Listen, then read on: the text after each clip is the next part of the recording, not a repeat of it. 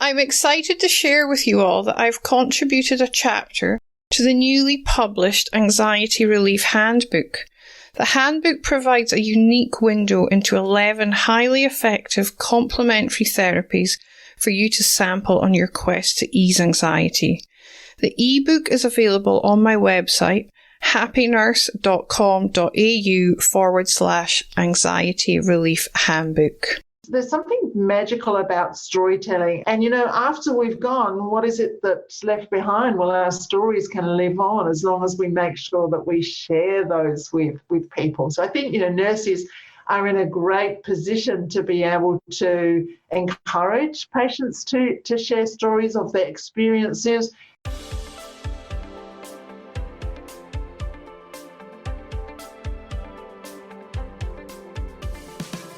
Welcome to the Happy Nurse podcast. Nurses are the backbone of healthcare, always there to care for strangers as if they were one of their own, often forsaking special moments with their own family in order to ensure another's loved one is being cared for. As nurses, self-care is essential. I am Elena Mullery, nurse educator and self-care mentor for nurses.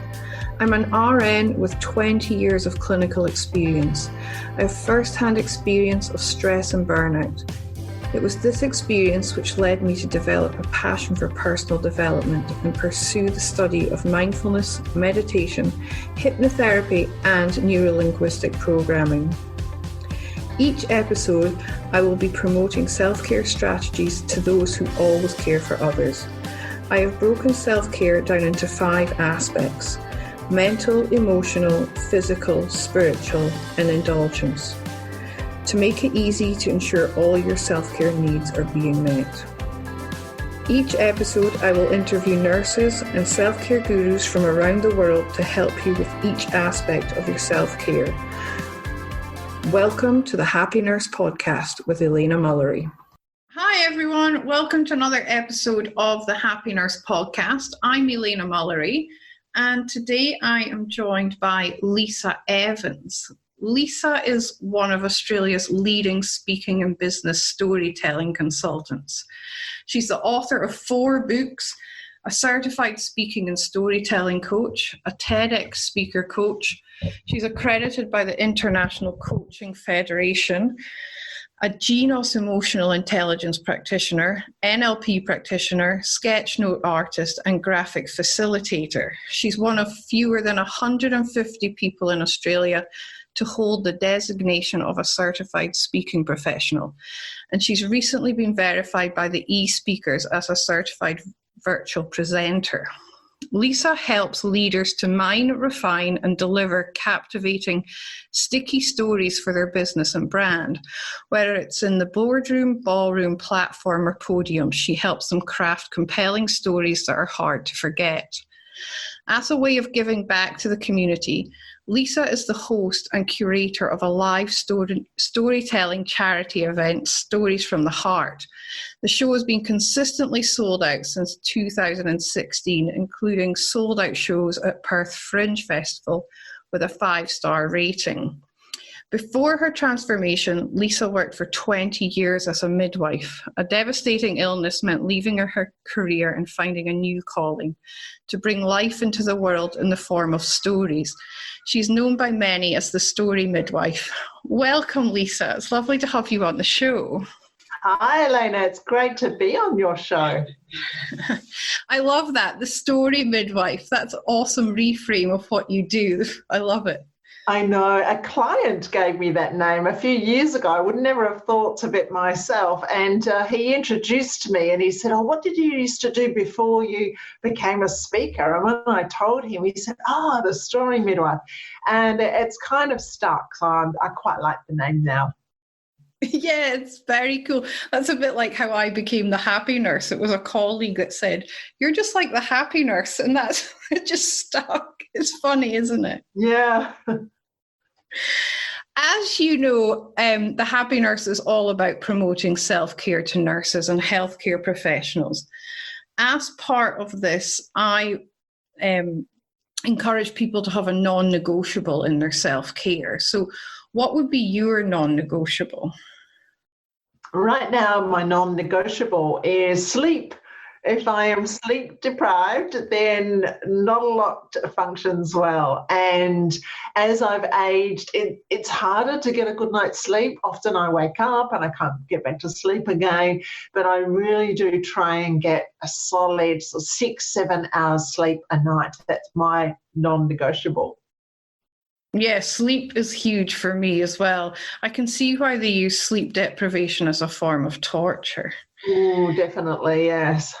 And as nurses, we often are sleep deprived because we work late to earlies or we do night shifts, and our circadian rhythm can go all out of whack. So yeah, it's very important to ensure you're getting enough restful sleep as well. It has to be restful and not just grabbing naps here and there. I notice you're also a vegan, you put on the paperwork. I am, and that's another thing that I've been focusing on over the last few months. And during lockdown, it's been a little bit easier to be self-disciplined with diet and what I eat. So as a move to, well, I'm now fully vegan, but it was a bit of a transition over a few weeks there.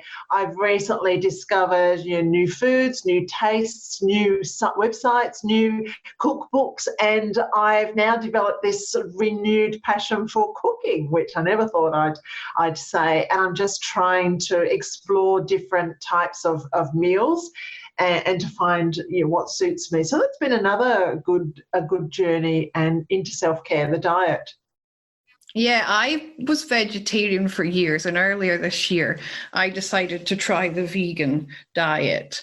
And I was very good during lockdown and very disciplined, but I must admit, since then I am occasionally having some dairy, but I try to be vegan as often as I can be. Yeah.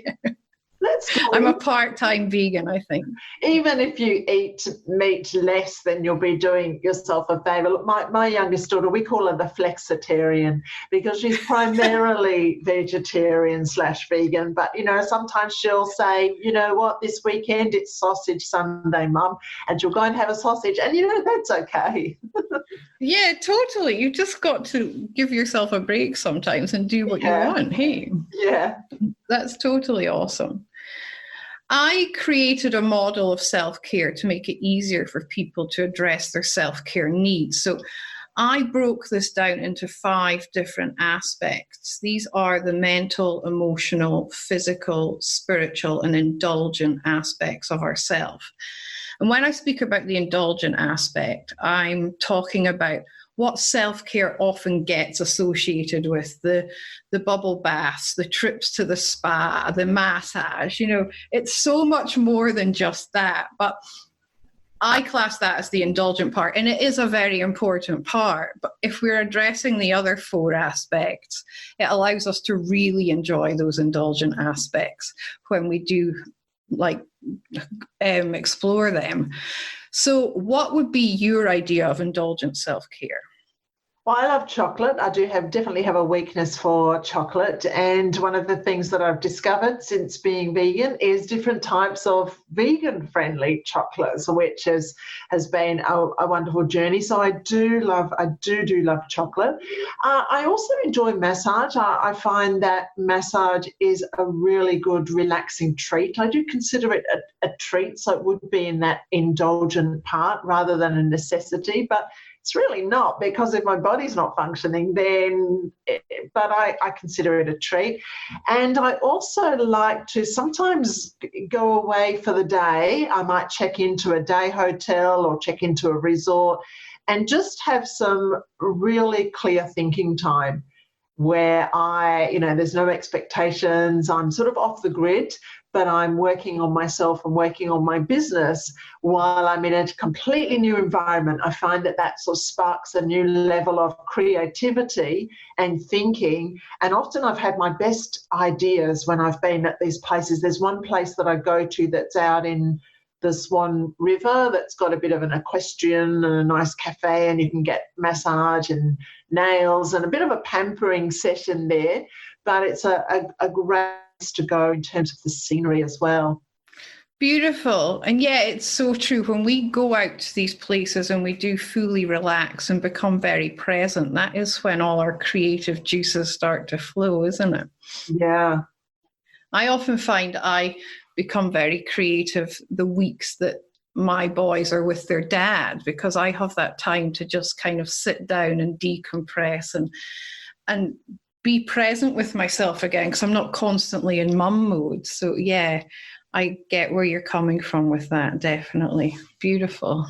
If you enjoy meditating or you would like to give meditation a try, why not head on over to happynurse.com.au/meditation to download my free guided meditation for stress and anxiety relief. It's 12 minutes of pure self-care.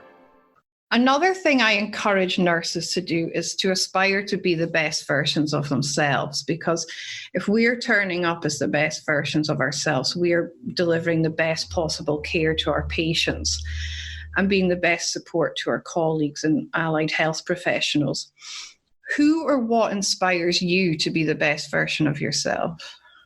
I have 3 daughters, so being a mum and having 3 beautiful daughters definitely inspires me to be the best version of myself.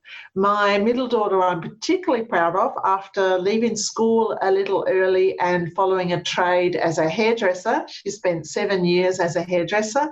And then 3 years ago, she said, "Mum, I want to be a nurse." And she went to uni, and she's now a newly graduated registered nurse. So very proud of her and how hard she has had to work to get through the degree and to really, go back to being a student again and starting at the beginning. And I'm just very excited because I know she is going to make a wonderful nurse. She's been doing some work in aged care, and she just loves the profession. And it just gives me a lot of joy knowing that there are newly graduated nurses who are going into the profession with such motivation and enthusiasm. And I feel a level of comfort that now there is a system that is much more supportive of nurses than when I was a young student nurse and a newly graduated nurse on the job. So my girls definitely give me a lot of inspiration, and they certainly keep me accountable when there are times when I don't show up as my best self. There's nothing like your kids to tell you what to do, especially when they get a bit older. So yeah, they're my main form of inspiration. I love them to bits. Oh, that's beautiful. And congratulations to your daughter. Welcome to the profession. Thank you. Yeah.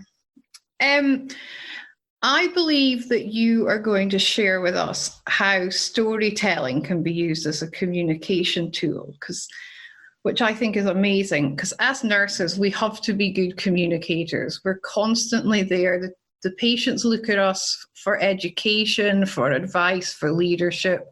We are the advocate for the patient when it comes to allied health professionals and the medical team. We're the medical team's eyes and ears, because they can't be there all the time like we are. So communication is a huge part of our role.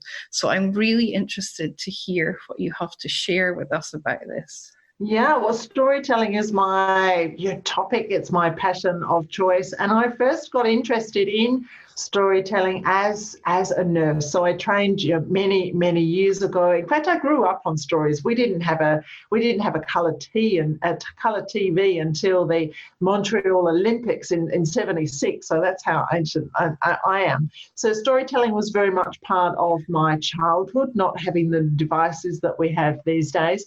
And then when I became a nurse, we didn't have the support systems that are available now to people in the health profession. So as a way of debriefing, as a way of getting through the day, as a way of dealing with a lot of the trauma and unpleasant things that we had to deal with, particularly as a very young student nurse training on the job, then storytelling would be what we would do as a way of expressing, of making sense and meaning to the situation.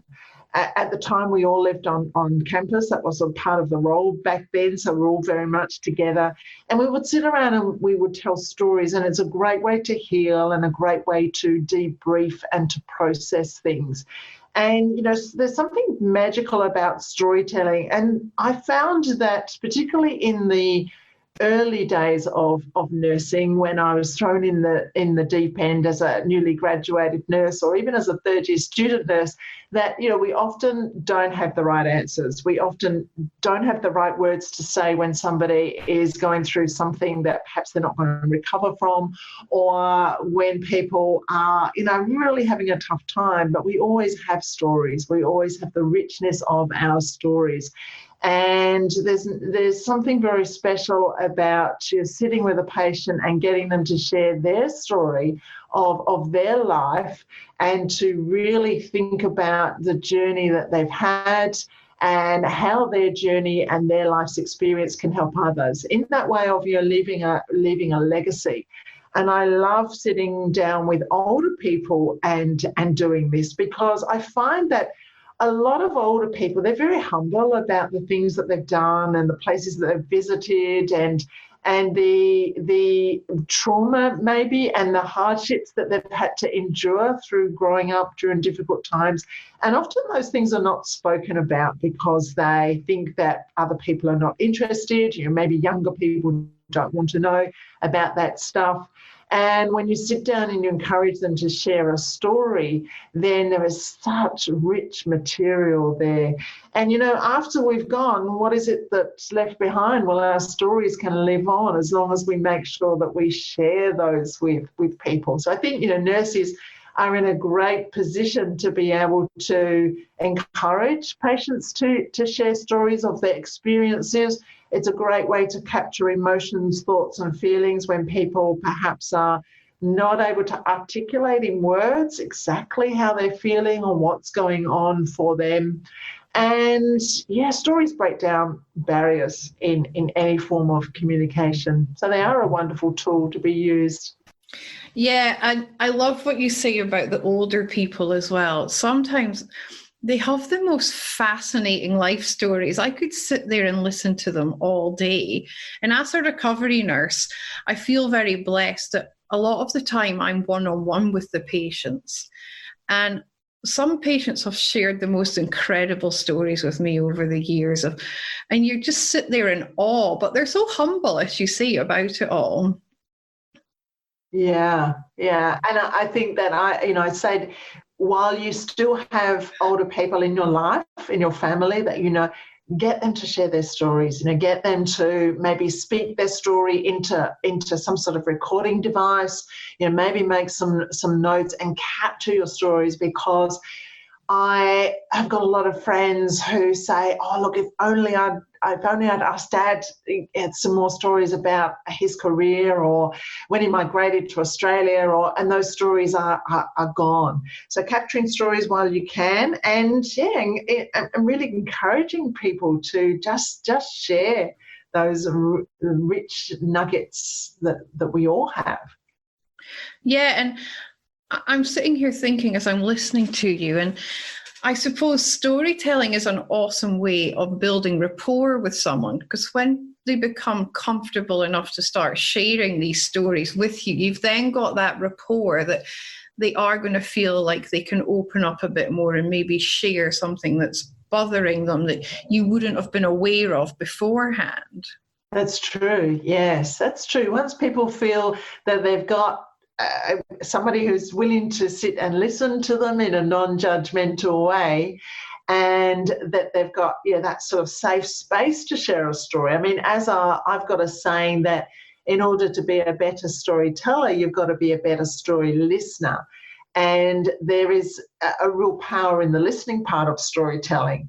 And really being a story listener is about holding space for others so they feel as though they are able to open up what's going on in their innermost self and share that story that may be a little bit vulnerable, that perhaps they haven't shared before due to fear of judgment or because they think others aren't interested. So, nurses are in a good position to be able to hold that space.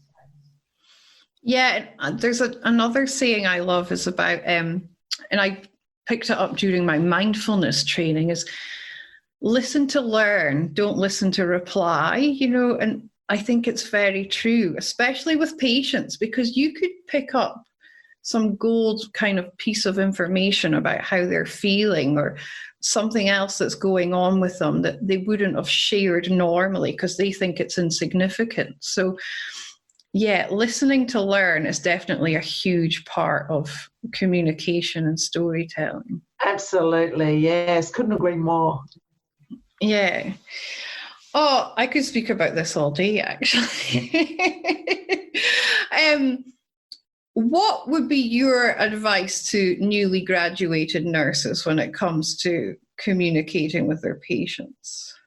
Communicating with patients, to definitely listen more than you speak, to show respect and compassion, and to really learn from your patients, because I learn some of my most valuable lessons from the people who I was supposed to be looking after, but really they were looking after and looking out for me. And it was only much later in life that I, still think very fondly of particular patients that taught me such valuable lessons in communication and in how to care for people. So it's, listen and learn, never stop learning.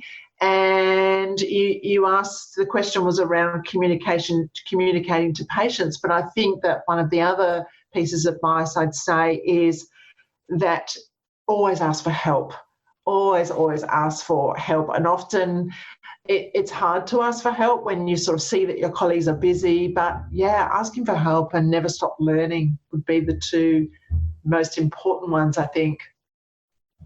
Yeah, asking for help is so important. And as you say, people, they don't want to bother others, or they don't want to come across as not knowing what they're doing. But having the courage to be that vulnerable and actually ask for help actually says a lot more about the strength of your character than if you were just to soldier on and do something unsure of what you were really doing. So yeah, I think it's very important, especially, I mean, even now I'm 20 years down the line, and if I don't know something, I will say, wait a minute, I need some help here, because we can't know everything. We're all human, and we're always learning, and practice is always changing. So yeah, asking for help is very important. Yeah, and it gets easier, I think, as you get older. There's something about that sort of asking for help. What will people think? Oh, I'm supposed to know this, and I've forgotten. And you lose a lot of that when you get older, and or you forget. You've got to ask because you've forgotten. Yeah, it's so true. Yeah, some days I'm like brain freeze. I need, But it's just recognizing that you do need to ask for help. It's very important. And I think fear does stop a lot of us. I remember when I was newly qualified and out there, and you did worry about what people were thinking about you. But as you say, as you get older, you realize that yeah, it's important to ask for help, and it's okay to ask for help. There is no stupid questions. So at the end of the day, we've got to put the patient at the forefront and ensure their safety. That's right, yes. So as a professional speaker, you obviously have skills in delivering yourself and the message that you want to convey to your listeners. Is there anything that nurses can do to help them to convey information or their leadership or health education to their patients that you would recommend? Yeah, that's a really good question, Lena. I like that question. I think, speaking clearly, and often when we are given health advice, often patients then say, or relatives I've heard say, look, the doctor or the nurse spoke so fast and I didn't understand, I didn't like to ask, and they came up with all these terms. So you might have to say things over again in a different way. So keep it simple, keep it short, give the patients bite-sized information. They might only be able to take in 2 minutes of information. You might need to come back and really observe the patient's body language and face, so that you can see whether they are actually absorbing what you're saying to them. Are they taking it in? Do they understand it? Or are they just sort of politely nodding because they want to come across as being polite? So I think that, keeping it simple, speaking slowly and clearly, articulating your words really well, and also making sure that you pause a lot, because when we pause, that's when we're allowing whoever's on the receiving end of our words time to think, time to reflect, time to come up with their responses and their answers.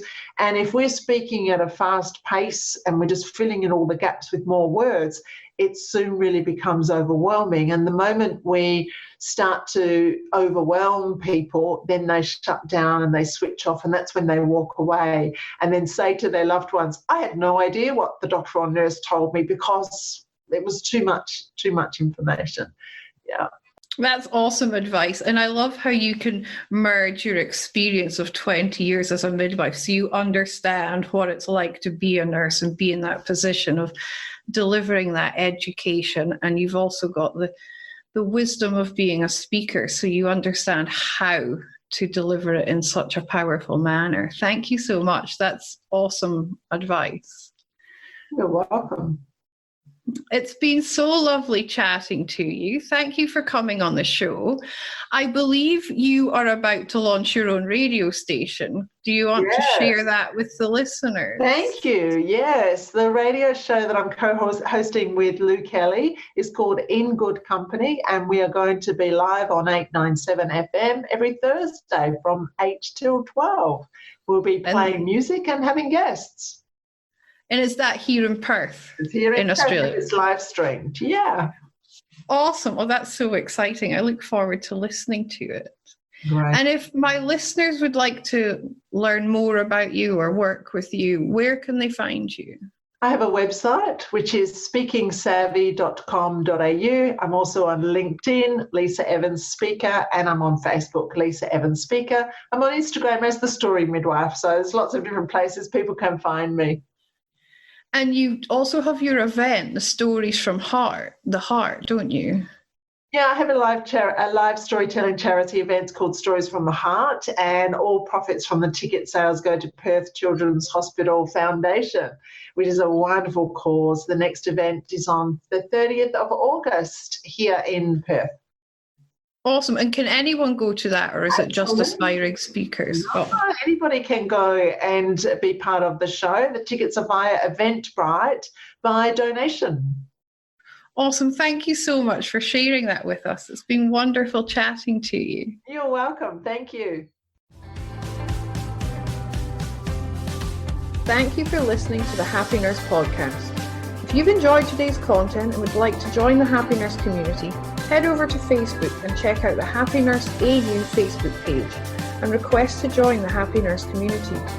Also, check out happynurse.com.au for access to free downloads and subscription to my blog. See you soon, and in the meantime, remember to always offer yourself the same compassion that you so freely give to others. I'm excited to share with you all that I've contributed a chapter to the newly published Anxiety Relief Handbook. The handbook provides a unique window into 11 highly effective complementary therapies for you to sample on your quest to ease anxiety. The ebook is available on my website, happynurse.com.au/anxiety relief handbook.